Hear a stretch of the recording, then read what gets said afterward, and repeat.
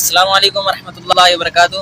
دوستوں میں ابھی موجود ہوں پیر شلوار شاہ کے پاس، تو آپ دیکھ سکتے ہیں، دیکھیں ساری شلواریں ٹنگی ہوئی ہیں کے اوپر ایک قبر بنی ہوئی ہے جس میں کسی نے آگ بھی لگائی ہے، اور یہاں آپ کیمرہ میں دکھا سکتے ہیں، دیکھیں یہ ساری شلواریں اوپر بھی ٹنگی ہوئی ہیں شلواریں۔ لوگ کہا جاتا ہے کہ جو جس کی بھی مراد اگر پوری کرانی ہو تو وہ یہاں پہ اپنی شلوار اتار کے لگا دے، اور دوسری شلوار لانا بھی منع ہے سختی سے، تو آپ کی مراد پوری ہو جائے گی۔ تو دیکھیں آپ دنیا کس طرف جا رہی ہے اور کون سی ترقی میں جا رہی ہے، اور ہم مسلمان دیکھیں کہاں پہ پھنسے ہوئے ہیں ان چیزوں میں۔ دیکھیں ساری شلواریں لگی ہوئی ہیں، ہاں پتہ نہیں کیا سسٹم ہے، اللہ معاف فرمائے، سب کو ہدایت عطا فرمائے۔ ہم اس وقت موجود ہیں سلوار شاہ بابا کی مزار پہ، جہاں کوئی بھی پریشانی ہو ادھر آپ آ سکتے ہو، سلوار اتار کے آپ اپنی مشکل کو آسان کر سکتے ہو۔ یہ آپ دیکھ سکتے ہو میرے بھائیو، ہم موجود ہیں سلوار شاہ بابا کی مزار پہ، جہاں سلوار اتار کے دعا مانگی جاتی ہے، اور دوسری شلوار لانا بھی یہاں پر منع ہے، کہا جاتا ہے ایسا۔ یہ آپ اندر دیکھ سکتے ہو دربار، یہاں آگے لگی پڑی سلواریں جلائی جا چکی ہے۔ اچھا، ایک اور کرنٹ ایشو جو آج کل سامنے آیا ہے تو بڑا مذہب کا خیز ہے، لیکن اب چونکہ ایک ویڈیو وائرل ہو چکی ہوئی ہے، لہذا ہماری رسپانسبلٹی ہے کہ ہمیں ایک فل ٹاس ملی ہے تو ایک چھکا مارا جائے باؤنڈری سے باہر۔ وہ پیر شلوار شاہ آپ نے ویڈیو دیکھی ہوگی، یعنی ابھی تک تو ہم نے سنا تھا گھوڑے شاہ، ٹھیک ہے جی، کتے شاہ بھی ہے ایک، سید بگیاڑ شاہ، یہ اسلام آباد ہائی وے کے اوپر مزار ہے، وہ ارسیشن کتے کو بگیاڑ کہتے ہیں نا، سید بگیاڑ شاہ۔ کاواں والی سرکار بھی تسی سنیا سی، بلیاں والی سرکار بھی، ٹھیک ہے جی، اور اب یہ شلوار شاہ، پیر شلوار شاہ سرکار۔ کچھ بھی ہو سکتا ہے جی پاکستان کے اندر، تو آپ کچھ بھی ایکسپیکٹ کریں، جب جہالت ہوگی تو آپ کے سامنے یہ ساری چیزیں آئیں گی۔ تو وہ ویڈیو آپ دیکھیں، اس ویڈیو کے اندر باقاعدہ یعنی ایک مزار کے اوپر سینکڑوں کی تعداد میں مختلف کلرز کی شلواریں لٹکی ہوئی ہیں درخت کے اوپر، یعنی ٹاکیاں تو ہم نے دیکھی ہیں مختلف مزارات کے اوپر، وہ تو چلیں کوئی بندہ لے کے جاتا ہے، شلواریں۔ اور وہ جو بندہ ویڈیو ریکارڈ کروا رہا ہے وہ کہہ رہا ہے کہ اس کے بارے میں لوگوں کا عقیدہ یہ ہے کہ جس کی کوئی منت یا مراد پوری نہ ہوتی ہو تو وہ شخص جو شلوار پہن کے آیا ہوا ہے نا وہ اتار کے وہاں لٹکائے گا، اور ساتھ کوئی ریزرو شلوار بھی نہیں لے کے آنی۔ السلام علیکم ورحمۃ اللہ وبرکاتہ۔ دوستوں میں ابھی موجود ہوں پیر شلوار شاہ کے پاس، تو آپ دیکھ سکتے ہیں، دیکھیں ساری شلواریں ٹنگی ہوئی ہیں کے اوپر ایک قبر بنی ہوئی ہے جس میں کسی نے آگ بھی لگائی ہے، اور یہاں آپ کیمرہ میں دکھا سکتے ہیں، دیکھیں یہ ساری شلواریں اوپر بھی ٹنگی ہوئی ہیں شلواریں۔ لوگ کہا جاتا ہے کہ جو جس کی بھی مراد اگر پوری کرانی ہو تو وہ یہاں پہ اپنی شلوار اتار کے لگا دے، اور دوسری شلوار لانا بھی منع ہے سختی سے، تو آپ کی مراد پوری ہو جائے گی۔ تو دیکھیں آپ دنیا کس طرف جا رہی ہے اور کون سی ترقی میں جا رہی ہے، اور ہم مسلمان دیکھیں کہاں پہ پھنسے ہوئے ہیں ان چیزوں میں۔ دیکھیں ساری شلواریں لگی ہوئی ہیں، ہاں پتہ نہیں کیا سسٹم ہے، اللہ معاف فرمائے، سب کو ہدایت عطا فرمائے۔ ہم اس وقت موجود ہیں سلوار شاہ بابا کی مزار پہ، جہاں کوئی بھی پریشانی ہو ادھر آپ آ سکتے ہو، سلوار اتار کے آپ اپنی مشکل کو آسان کر سکتے ہو۔ یہ آپ دیکھ سکتے ہو میرے بھائیو، ہم موجود ہیں سلوار شاہ بابا کی مزار پہ، جہاں سلوار اتار کے دعا مانگی جاتی ہے، اور دوسری شلوار لانا بھی یہاں پر منع ہے، کہا جاتا ہے ایسا۔ یہ آپ اندر دیکھ سکتے ہو دربار، یہاں آگے لگی پڑی سلواریں جلائی جا چکی ہے۔ اندازہ کریں ان لوگوں کا، یعنی ذہن کی پستی کا لیول، حالت دیکھیں ان کی۔ اچھا، اب یہ جب ہم باتیں کریں گے نا تو وہ کہیں گے نہیں نہیں نہیں یہ تو جعلی پیر ہے، اصلی کیڑے نے असली भी चंदे खा रहे हैं, इस्तेसाल कर रहे हैं गरीबों का,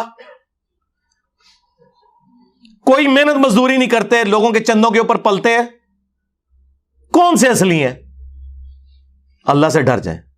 ये एक पूरा कारोबार है जो चल रहा है। और फिर उसी मजार के ऊपर कुछ शलवारों को आग भी लगाई हुई थी उन्होंने। जाहिर है कि वो इतनी ज्यादा तो संभाल नहीं सकते, तो फिर वो जला देते होंगे। तो अब वो मैं जब वीडियो मुझे इरशाद भाई ने दिखाई तो मैं देख के मैंने कहा यार ये देखें, ये उस उम्मत की हालत है कि जिसका इमामुल मुवाहिदीन है सल्लल्लाहु अलैहि वसल्लम, जिसकी तौहीद के बारे में इतनी सेंसिटिविटी है कि किसी और शख्सियत की ऐसी सेंसिटिविटी नहीं है। और मुझे वो हदीस याद आ गई जो जामिया तिरमिज़ी के अंदर मौजूद है, मिशकात में भी मौजूद है, सूरतुल आराफ की आयत नंबर 138 के कॉन्टेक्स्ट में, कि नबी इस्लाम ग़ज़वा हुनैन के मौका पर एक जगह से गुजरे जहां पर एक बहुत बड़ा दरख्त था जिसे ज़ाते अनवात कहा जाता था। उसके ऊपर मुशरिकीन अरब अपना असला लटकाते थे थोड़ी देर के लिए, और उनका यह अकीदा था कि जंग में अगर फतह पानी है तो यहां पे अपनी तलवार लटकाओ, जिस तरह यहां पे वो शलवार लटका रहे हैं। हुण देख लो इन्हां दी निस्बत किहदे नाल है। तो सहाबा इकराम में से कुछ ने कहा या रसूलल्लाह सल्लल्लाहु अलैहि वसल्लम, आप भी हमारे लिए कोई दरख्त मुकर्रर कर दें बरकत के लिए। अल्लाह अकबर, अंदाजा करें, हालांकि वो ये नहीं कह रहे थे हमने दरख्त की पूजा करनी है, ये तो कहते नहीं मज़ार के आगे कोई झुक भी गया तो क्या हुआ, ना तो उसकी उंगलियां मुड़ के किबला रुख हुई हैं, ना नाक की हड्डी लगी है, सजदा कहां से हो गया। तो यहां तो कुछ भी नहीं था, सिर्फ इतना कहा कि एक दरख्त मुकर्रर कर दें। मुतबरक चीज तो हम भी मान रहे हैं ना, हजर अस्वद को चूमते भी हैं। सहाबा किराम का तो शिर्क का कहीं शायबा भी नहीं था। बस इतनी बात की तो नबी इस्लाम ने कहा सुबहान अल्लाह, अल्लाह पाक है। माजूफ था अम्मा युशरिकून, हर उस शिरकी अकीदे से जो लोग उसकी तरफ मंसूब करते हैं। तुमने तो आज वही बात कर दी जो मूसा के मानने वालों ने कर दी थी। वहां पर भी देखें वक्त का पैगंबर मौजूद है और मूसा अलैहिस्सलाम के साथी अभी ताजा मौजज़ा देख के आए हैं। सूरतुल अराफ आयत नंबर 138 की तिलावत की नबी इस्लाम ने कि जब वो समुंदर से पार लगे तो उन्होंने एक कौम को देखा जो बुतों पर इत्काफ किए हुए, ध्यान किए हुए बैठे थे। ये कुरान की आयत है, सूरह अल आराफ आयत नंबर 138। तो उन्होंने कहा कि ऐ मूसा, आप भी अल्लाह का कोई बुत हमारे लिए मुकर्रर कर दें कि हम उस पर ध्यान करें। जिस तरह यहां पे आप हिंदू देख रहे हैं ना, वो कहते हैं हम भी उसी खुदा को मानते हैं, ये भगवान का जो बुत है ना ये ध्यान करने के लिए है। हालांकि उनकी किताबों में भी स्टैचू बनाना हराम है, जिस तरह हमारी किताबों में भी ये शलवारें लटकाना हराम है, लेकिन ये लोग कर रहे हैं। तो नबी इस्लाम ने फरमाया आज तुमने वही बात कर दी जो मूसा अलैहिस्सलाम के मानने वालों ने की थी। और मूसा अलैहिस्सलाम ने उस वक्त क्या कहा था, अल्लाह इस जाहिल कौम से मैं तेरी पनाह में आता हूं। यानी वक्त का पैगंबर मौजूद है और उनके साथी, मैं सहाबा किराम नहीं कहता, फिर कहेंगे तो इनकार छड़ीस, तो वो ये कर रहे हैं। और ये फिर उन्होंने कर भी दिया। बाद में 70,000 यहूदी फिर कत्ल हुए इसी वजह से। 70,000 सहाबा हजरत मूसा के कत्ल इस वजह से हुए कि जब वो कोह तूर पे गए तो उन्होंने पीछे बछड़े का एक बुत बना लिया, माबूद बना लिया, सोना पिघला के सामरी ने उन्हें गुमराह किया। बल हो तो गए। और उनकी मुआफी फिर सूरह बकरा में आया कि मुआफी यह है कि अपनों को कत्ल करोगे, हर कबीले वाला अपने उन लोगों को कत्ल करेगा। कत्ल मुर्तद की सजा आई। फिर नबी इस्लाम ने उसी हदीस में अल्फाज हैं तिरमिज़ी के, आपने फरमाया कि तुम भी अगले लोगों के पीछे चल पड़ोगे। यानी जिस तरह अगले लोगों ने गलत काम किए तुम भी वही काम करोगे। और ये जो अगला हिस्सा है ना, ये बुखारी और मुस्लिम में भी है कि अल्लाह की कसम, यहां पे अल्फाज मौजूद हैं तिरमिज़ी में, अल्लाह की कसम तुम भी अगले लोगों के तरीके पे चल पड़ोगे। और बुखारी मुस्लिम के अल्फाज हैं, अल्लाह की कसम तुम भी अगले लोगों की पैरवी शुरू कर दोगे, कदम ब कदम, बालिश्त बर बालिश्त, हत्ता कि उनमें से कोई गोह के सुराख में दाखिल हुआ تم بھی پیروی کرتے ہوئے یہی کام کرو گے. صحابہ کرام نے پوچھا یہ اگلے لوگوں سے مراد کیا یہود و نصارہ ہیں؟ آپ نے فرمایا اگر وہ نہیں مراد تو اور کون سے لوگ مراد ہیں؟ یعنی نبی علیہ السلام نے پہلے ہی فرما دیا کہ جو اگلی امتوں میں شرکیہ عقائد اور نظریات تھے اس درجے میں تو نہیں لیکن اس کے قریب قریب اس امت میں بھی آ جائیں گے, اور وہ ہم دیکھ رہے ہیں اپنی آنکھوں سے. تم بھی اگلے لوگوں کی پیروی شروع کر دو گے. یہاں پہ دیکھ لیں کیا کچھ ہو رہا ہے. انہوں نے بھی اپنے مولویوں کو اپنا رب مانا ہوا تھا. سورہ التوبہ کی آیت نمبر 31 اتخذوا احبارہم ورہبانہم اربابا من دون اللہ. یہود و نصارہ نے اپنے علماء کو اور جوگیوں کو, راہبوں کو, صوفیوں کو اپنا رب مان لیا تھا اللہ کے مقابلے پر. اور اسی آیت کے کانٹیکسٹ میں ایک حدیث ہے جامعہ ترمذی کے اندر جو شاہ ولی اللہ دہلوی نے حجت اللہ البالغہ میں تقلید کے خلاف کوٹ کی ہے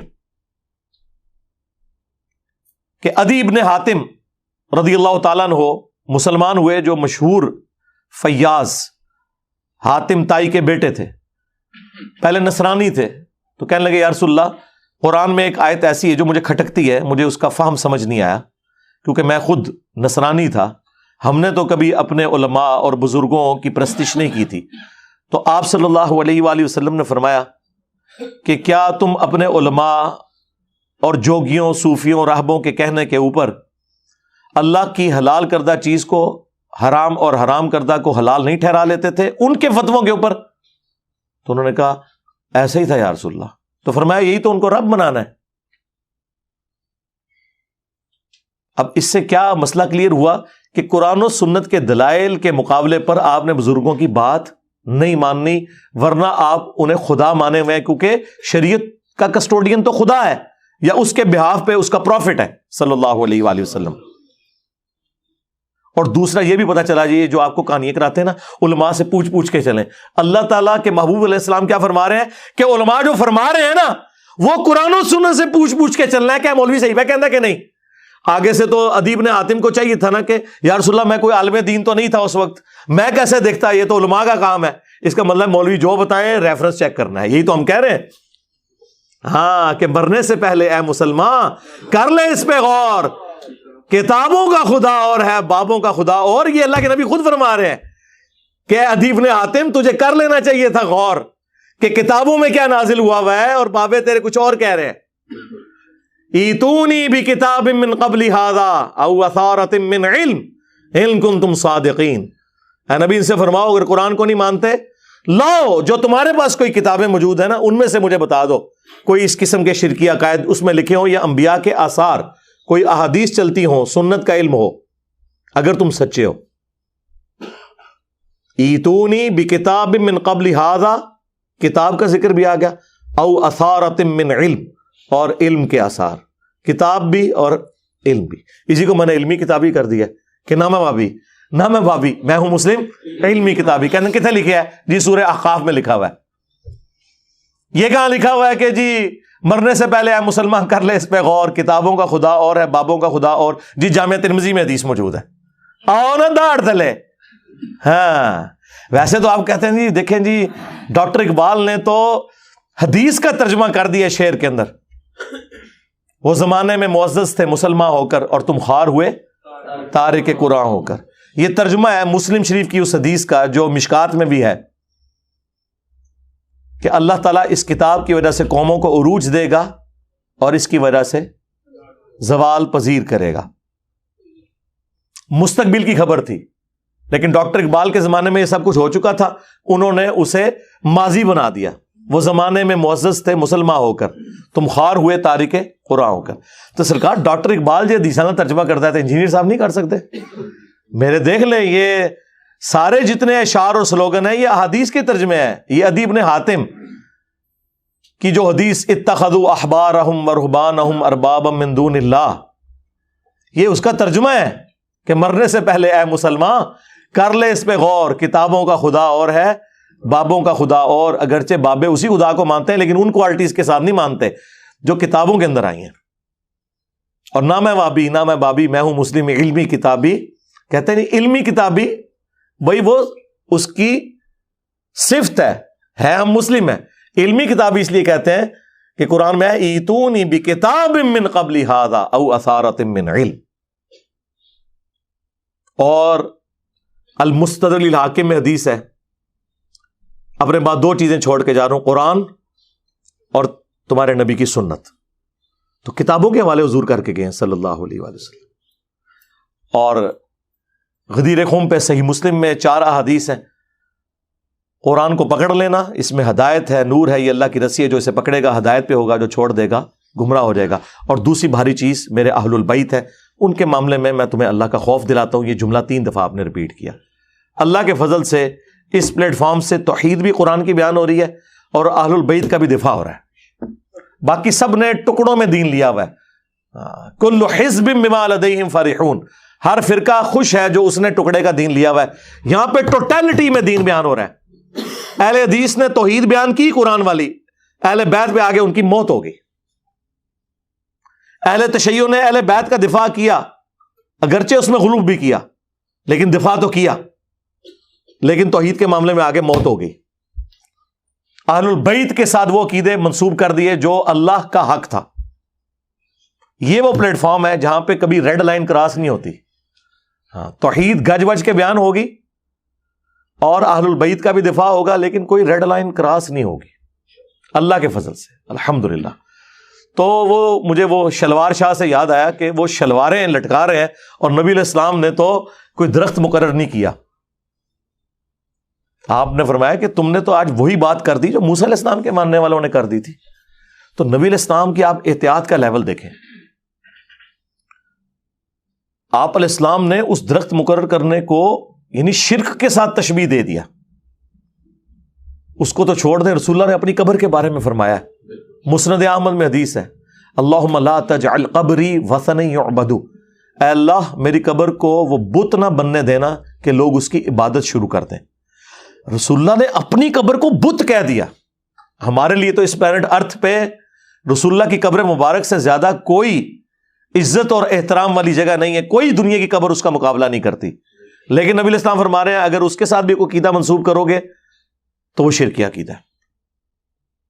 اسی لیے بخاری اور مسلم دونوں میں حدیث ہے, سیدہ عائشہ سلام اللہ علیہا ہماری ماں کہتی ہیں کہ نبی علیہ السلام کے آخری دن چل رہے تھے بیماری کے, وفات سے کچھ عرصہ پہلے.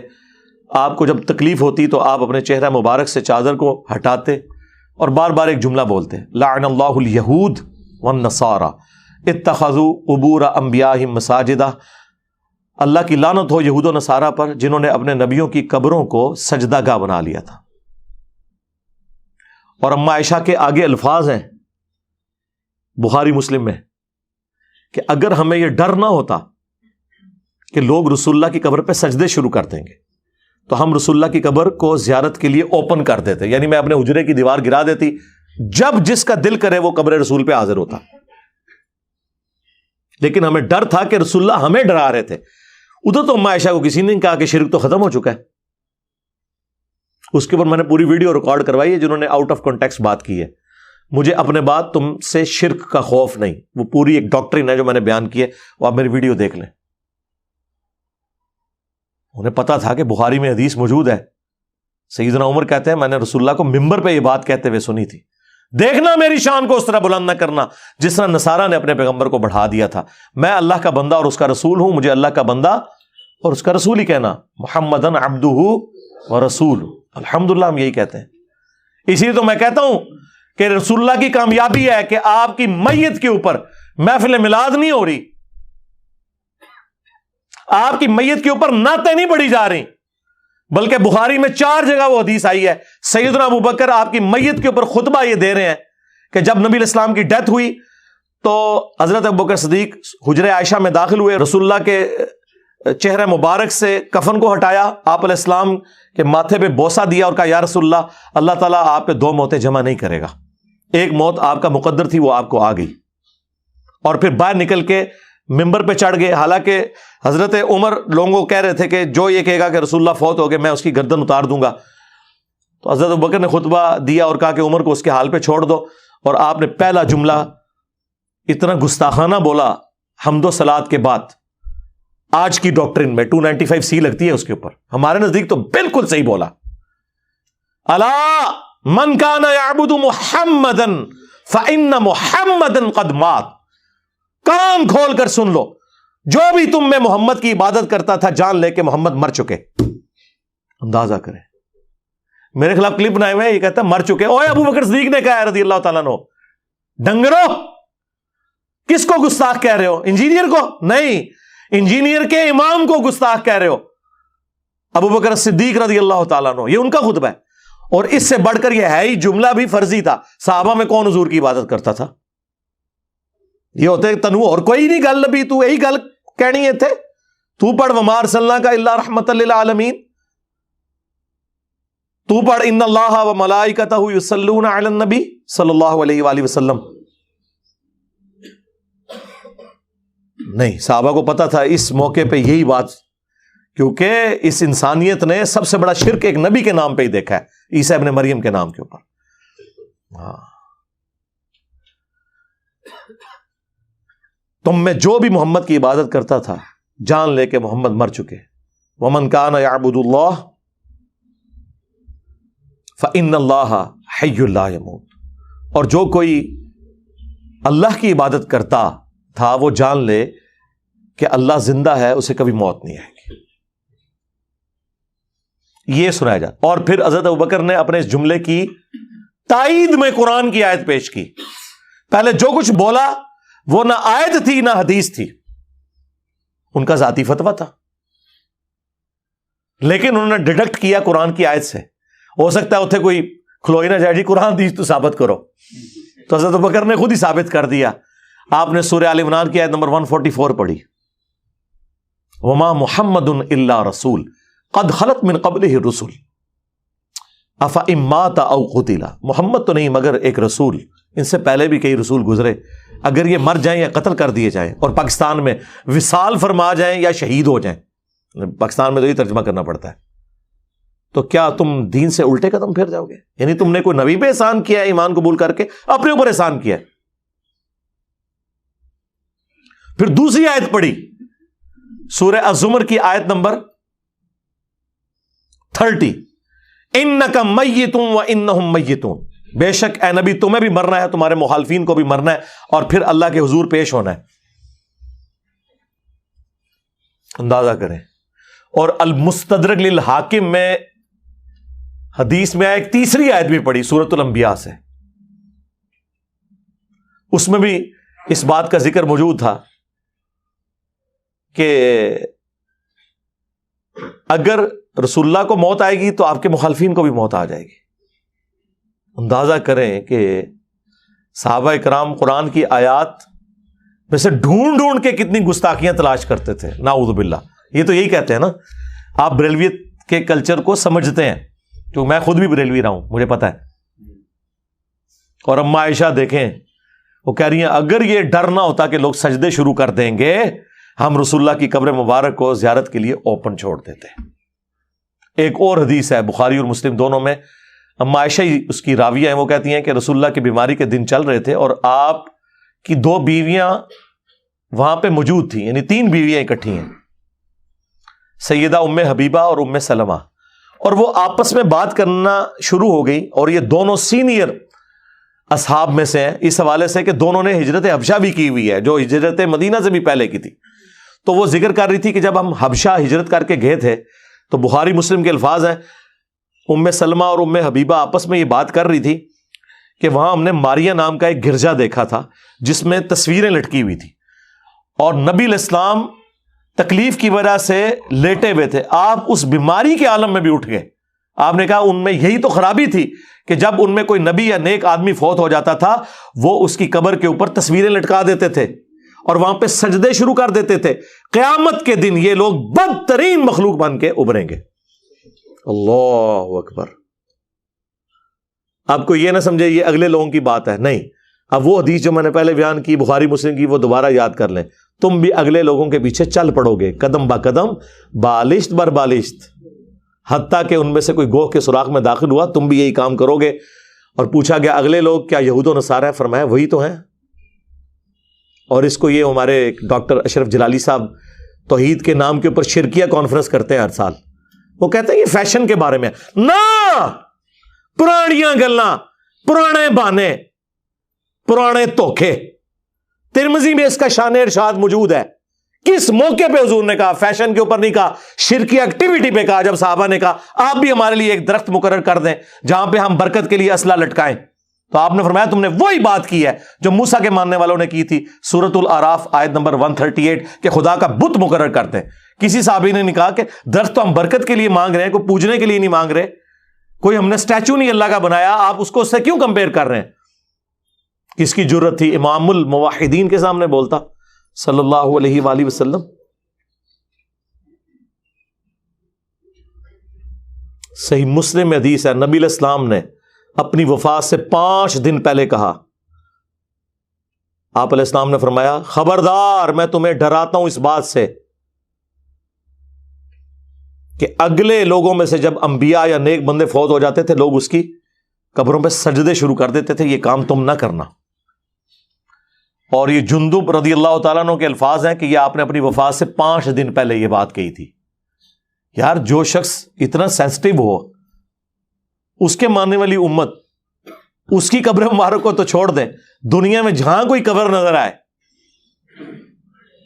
اس کے ساتھ اس قسم کے عقیدے وابستہ کرنا شروع کر دیں. تو نبی علیہ السلام نے تو اپنا حق ادا کر دیا ہے. اور کیا کرتے ہیں حضور اس سے بڑھ کے؟ اور کیا کرتے ہیں امت کو یقین دلانے کے لیے کہ ڈر جاؤ؟ ابو داؤد میں حدیث ہے میری قبر پہ میلہ نہ لگانا، دنیا کے کسی بھی حصے میں تم ہوگے اللہ تعالیٰ تمہارا درود میرے تک پہنچا دے گا. اللہم صلی علی محمد وعلی آل محمد. درود پڑھنے کے لیے بھی میلہ نہ لگانا. ویسے تو درود پڑھنا، وہاں پہ سلام عرض کرنا اس پلانٹ ارتھ کی سب سے بڑی نیکی نفلی عبادات میں اگر کوئی ہے تو قبر رسول کی حاضری ہے. لیکن حضور نے کہا وہاں پہ بھی میلہ نہیں لگانا، بس سلام عرض کرو اور چلے جاؤ.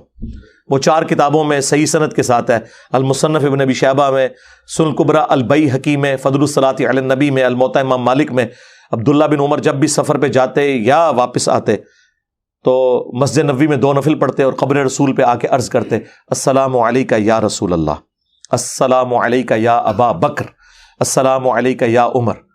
یعنی وہ تینوں قبروں پہ جاتے، اے اللہ کے رسول آپ پہ سلام ہو، اے ابو بکر آپ پہ سلام ہو، اے عمر آپ پہ سلام ہو. ایک روایت میں ہے یا ابتا، اے میرے باپ آپ پہ سلام ہو.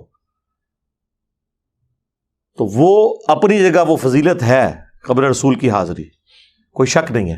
لیکن اس قبر کے ساتھ اس طرح کے عقیدے وابستہ کرنا، آپ مجھے بتائیں اگر قبر رسول کا یہ سٹیٹس ہے کہ آپ نے کوئی عقیدہ وابستہ نہیں کرنا، باقی قبریں تو شاہی کوئی نہیں. ٹھیک ہے، اے جملہ ہر جگہ فٹ ہونا جے کہ میرے نبی سا ہے ہی کوئی نہیں، تیرے بابے تھے شاہی کوئی نہیں. ہاں جی، قبر رسول سا ہے ہی کوئی نہیں، تیرے مزار تھے شاہی کوئی نہیں. ٹھیک ہے کہ نہیں؟ ہر جگہ یہ فٹ ہوتی ہے بات. تو نبی علیہ السلام کے ساتھ اپنا رشتہ مضبوط کریں جنہوں نے آپ کے کام آنا ہے قیامت کے دن انشاءاللہ تعالی. شفاعت کے ہم نے حقدار ہونا ہے اگر نبی علیہ السلام کی سچی پیروی کی. صلو علی محمد وآل محمد، اللہم صلی علی محمد وعلی آل محمد واصحاب محمد وازواج محمد وامت محمد اجمعین الی یوم الدین. آمین.